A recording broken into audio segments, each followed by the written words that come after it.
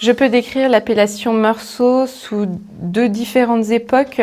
La première est celle d'il y a 35-40 ans, où on faisait des vins plus sur la rondeur, sur le gras, sur la richesse.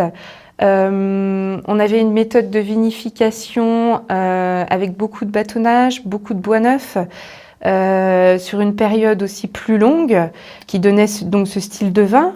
Aujourd'hui, on a une méthode de vinification et d'élevage où les bâtonnages sont plus réfléchis, l'utilisation de bois neuf aussi. Aujourd'hui, on est vraiment sur des vins plus en finesse, plus en élégance, tout en gardant cette complexité et cette belle matière qu'on a à Meursault. Je crois que le plus important aussi aujourd'hui, c'est que on vinifie les vins vraiment séparément. Chaque climat séparément, ce qu'on ne faisait pas non plus à l'époque. Mais aujourd'hui, vraiment, cette notion de terroir est très importante.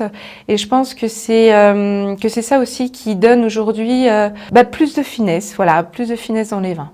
Par exemple, Meursault-Clos du Cromin, qui provient d'une vigne plutôt du côté de Volnay, avec un sol très argileux, qui va donner de la rondeur, qui va donner de la puissance, qui va donner beaucoup d'aromatiques au vin. Un vin qui peut se boire avec une viande blanche en sauce, par exemple. Et à côté, on a Meursault-l'Étillé, qui est une vigne qui est tout en haut du coteau de Meursault, très peu de terre, tout de suite sur la roche, qui est un vin très minéral, très élégant, très fin, très droit. Voilà, ce vin qui sera plus à boire sur des crustacés, sur du poisson grillé, ou tout ce qui est sur de la nourriture asiatique. En termes de vinification aussi, on vinifie pas de la même manière Meursault-Clos du Cromin et Meursault-l'Étillé. On utilise plus de fût neuf sur Meursault-l'Étillé, puisque pour nous le fût neuf est un support au vin et que Meursault-l'Étillé a besoin de ce support par sa finesse, sa minéralité.